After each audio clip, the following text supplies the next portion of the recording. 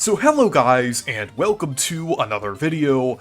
And while Nintendo fans are going insane over the lack of a Nintendo Switch 2 announcement, I wanted to talk about Mario. Specifically, the series that I will never shut up about, Paper Mario. One of the biggest draws to this series, aside from aspects like gameplay and story, is the art style, because it's literally in the title. Paper Mario. Each game has some sort of variation on either paper or storybooks, and emphasizes Mario's flatness or cartoony style in many different ways. Each game has a very distinct art style, so I think it would be fun to rank them all. Just keep in mind, these are just my opinions, so if you disagree with me, that's perfectly fine. So without further ado, let's rank the Paper Mario art styles. Yes, I know putting Paper Mario's sticker star at the bottom of a Paper Mario ranking is very cliche, and this time, this isn't even for something that the game does badly. Its art style is fine. But compared to the other games, it's just really bland. It suffers from the same problem that a lot of other Mario games suffered from at the time, which is the over-reliance on New Super Mario Bros. Wii theming. Like literally, most of this game's themes are paper and cardboard versions of the locales from New Super Mario Bros. Wii, and the over-reliance on paper theming does make this game kinda look artificial as well, unlike how ThousandYear Door in 64 looked. Even when it's not directly taking inspiration from New Super Mario Bros. Wii, some of this game's own unique locales are just kinda boring. There are a few that stand out, like the Yoshi Sphinx in Enigma Mansion, but the rest are just kinda there. Like I said, it still looks fine, but it just doesn't make that much of an impact. Another thing about this game is the character designs, and they're kinda boring too. I'm not just talking about the fact that there's really no original OCs, but also the fact that most of the Mario enemies were mostly redesigned to use the standard modern variations. This worked out fine for some of them, like Dry Bones and Cheep Cheeps, but others, like the Goombas, Koopas, and Boos, kinda look off. They don't really fit with the chibi Super Mario World inspired art style that the Paper Mario series was going for previously. I think part of the reason for why they look a bit off is because they were originally directly placed over the rigs of the classic designs when they were shifting the art style after the E3 2010 build, so that's kinda why they look a bit weird. And then there's some character designs that straight up look bad and out of place, like the Fishbones and Bullet Bills. People love to trash Super Paper Mario for its character designs, but at least those character designs actually fit the game's style that it was going for. These straight up look traced over the 3D models. So yeah, Sticker Star's art style is fine, but it's kinda bland and has a few problems. So next up, we have Color Splash, and I swear, this isn't just my ranking of the Paper Mario series overall, it just kind of worked out this way for the first couple entries. And yeah, compared to Sticker Star, Color Splash is definitely a substantial step up in terms of its art style. It nails the cardboard aesthetic very nicely, and the worlds look much more lively as a result. Still though, I still think the cardboard style in both this game and Sticker Star does look inherently limiting, and a bit more artificial compared to other games, because of its lack of stylized textures and finer detail. But still, it still looks pretty good regardless. The environments actually look fairly creative, and has some nice themes that move away from the basic New Super Mario Bros. Style environments. This game also has actual lighting too, and is the first game in the series to have a dedicated lighting theme, which definitely helps these environments look much more vibrant. However, with the character designs, these still kinda look lackluster since they mostly reuse Sticker Star's designs. On top of that, they also started using the modern sprite style, which I am not a huge fan of. Okay, before you start typing in the comments that I'm just another one of those nostalgia-blind ThousandYear Door fans who hates the white outlines for some reason, the white outlines actually aren't my biggest problem with these sprites. It's the fact that they lack any shading and gradients, and also use colors that look fairly dull. They just don't look that great, in my opinion. Some people may argue that they look like this because of the dynamic lighting, but the Thousand Year Door remake also had dynamic lighting, but it didn't have to make its sprites look more limited. So, I just think this change was kind of unnecessary, and kind of made the sprites look a little worse as a result in my opinion. But regardless, Color Splash does look pretty good overall, despite its flaws.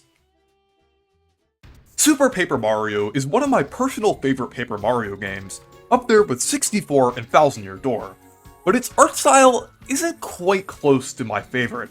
Sure, I still think it looks pretty good. I'm not one of those people who constantly mocks it to the point where they have to make 700 GIFs about it on Tenor, but it is a little too simplistic for my liking. I think the areas in each chapter, and NPCs, all look a bit too similar to one another. Since these are different dimensions, I think it's a missed opportunity that the areas didn't have different art styles. Like, they should have been handled how Twilight Town was in the Thousand Year Door, but on a greater scale.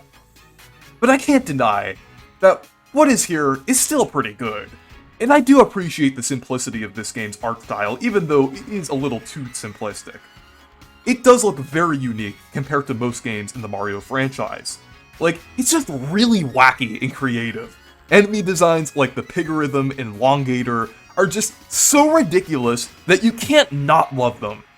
The villains and important characters are also designed very well too, and take advantage of Super Paper Mario's simplistic art style. On top of that, a lot of the existing designs in this game are pulled from Thousand Year Door, which were already good designs for the most part. So Super Paper Mario's art style is pretty good for the most part, it just needed more variety for the different themes that it portrays. You may be surprised why I put this one above Super Paper Mario, but I actually really appreciate Origami King's art style. I think the locales actually look as creative as the classic Paper Mario games at times, and it just looks beautiful overall. It uses a papercraft style similar to Sticker Star and Color Splash, but it handles them in a somewhat different way. Rather than making it look like a little diorama with cardboard sticking out and a lot of little imperfections being visible, it actually seems like the paper is being crafted with a lot more detail and kind of creates a much more detailed world. Despite the fact that there aren't textured surfaces like the older games, the way that the locations are modeled still adds a lot of detail.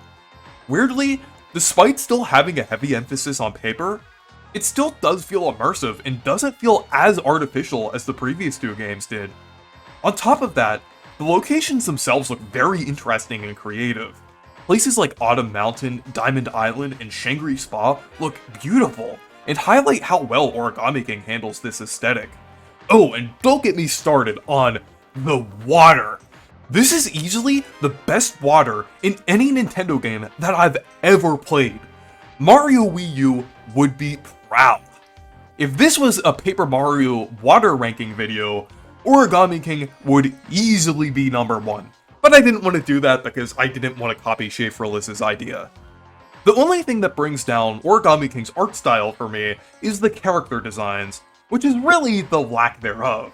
This game focuses more on the 3D character designs, like the Folded Soldiers, Olivia and Ollie, the Vellumentals, along with others.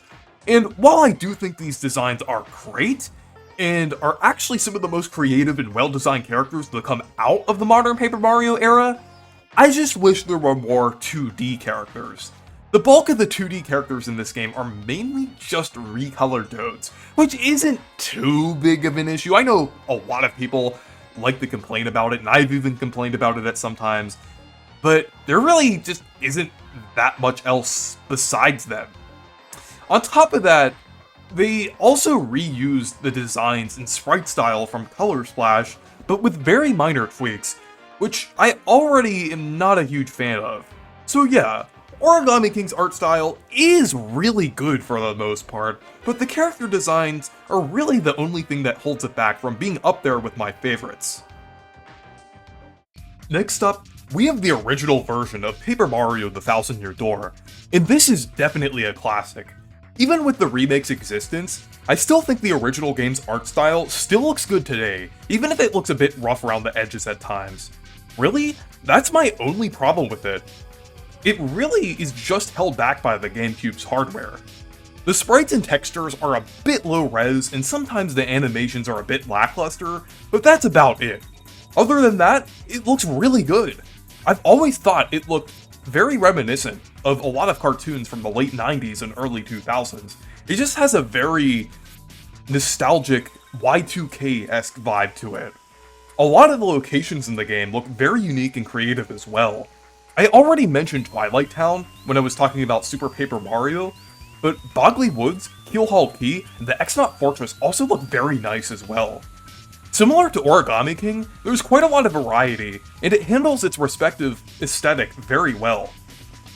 Another thing that I love is how detailed the backgrounds and skyboxes are, which was something that the newer games were lacking a little bit. Like, for example, on the moon, you can see the constellations and the stars, or the sunset looming behind the mountains. It just looks very beautiful, especially for GameCube standards in 2004. On top of that, the character designs also look very good too, and in this game, along with the remake, has some of my favorite designs in the series. I'd argue that it has a similar level of wackiness to Super Paper Mario, but more heavily grounded in the Mario universe. Characters like Vivian, Desmond, and most importantly, Lord Crump, are instantly recognizable if you played this game before, and the existing Mario characters are basically enhanced versions of the designs in 64 with more detail, which I already loved, since I love the chibi Yoshi's Island inspired designs. So yeah, ThousandYear Door looked very good. Next up, we have Paper Mario 64, and even though I've technically covered all the Paper Mario games up to this point, this is still only my third favorite Paper Mario art style. You'll see what I mean in a little bit. This game looks surprisingly good for the hardware that it's on. I think this game optimizes its limitations even better than the ThousandYear Door did, and aged slightly better as a result. Like, the lower res sprites actually look very charming, in a similar way to how pixel art does. And this game has some of the most whimsical, beautiful, Mario-esque locations in the series. Despite Sticker Star's heavy emphasis on the New Super Mario Bros. Influence, this game's art style feels way more true to Mario's roots, and actually feels natural here. Most of the locations have a certain level of wackiness, but also feel grounded at the same time. Like Shy Guy's toy box, for example. It's a whole miniature world contained within a toy box that's overrun by Shy Guys. It's a fun concept, and very creative too, but it doesn't stray too far away from what you would expect to see in the Mario universe. I also love how the backgrounds look too. I love the pastel and watercolor look that they have, and the actual foregrounds look very nice as well. And there's plenty of fun and creative set pieces here, like the windmill in Gusty Gulch, and the tree and flower fields. It almost kind of feels like a pop-up storybook, which definitely seems to be the intention here. The character designs also look very nice as well. They are very reminiscent of Super Mario World and Yoshi's Island character designs, which makes sense for the context, but they also have their own charm as well. They also look very consistent too, even compared to the character designs in ThousandYear Door, as there really aren't any designs that look odd or out of place. So overall, Paper Mario 64's art style is outstanding. It still holds up very well nearly 25 years later. Wow, now that I'm saying it, I can't believe that this game is that old now. Next up, we have the pre-release of the Paper Mario game, the E3 2010 version of Paper Mario Sticker Star. The full trailer was actually found recently, so we were able to get a better look at what this game was originally going to look like. And yes, I am counting this as a separate entry, just due to how different it looks from the final game, as well as how much this game's art style resonated with me.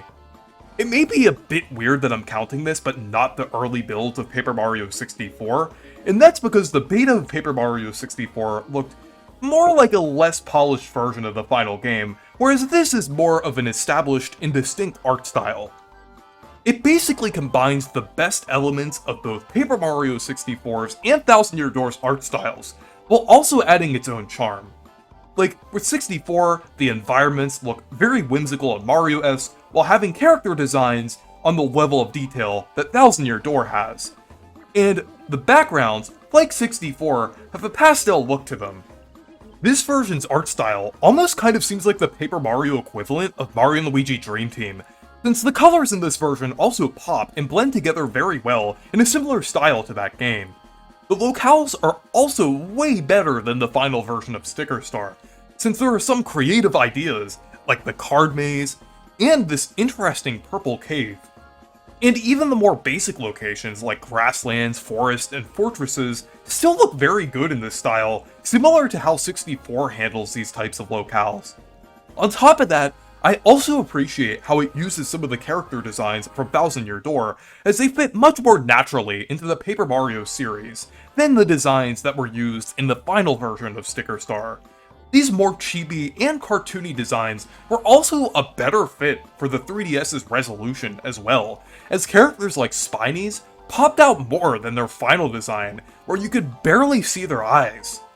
There are also original characters here, like the King Monty Mole in a variation of the Fishbones, which actually look pretty cool. So the E3 2010 version of Sticker Star is actually, unironically, one of my favorite Paper Mario art styles, and I really hope we get a Paper Mario game that looks somewhat similar to this in the future. Finally, my favorite Paper Mario art style is the remake of the Thousand Year Door. This takes an art style that already looked great on the GameCube and elevated it so much. It actually uses some of the elements that I loved about Origami King's art style, like using the papercraft art style to make living and breathing worlds, and combines it with the wacky, cartoony style of the original version of Thousand Year Door. It actually has the textured surfaces like the original, and still has a pop-up book style as well, but also has very well thought out papery themings to it. It's really the best of both worlds, and the perfect adaptation of Paper Mario in HD. The lighting also looks amazing as well, and elevates many of the existing locations, especially Hooktail's castle. It also fully realizes the vision of the original game, and iron out many of the small issues that the original version's visuals had. Like, everything looks so clean here, and it looks so high quality that it almost looks like a playable, pre-rendered cutscene. One thing that I especially love is the fact that they use the same character designs as the original games, and now they are more expressive. I appreciate that they brought back the layered models rather than just using the individual sprites like Color Splash and Origami King, because they are able to be rendered at higher resolutions and can also be animated more smoothly.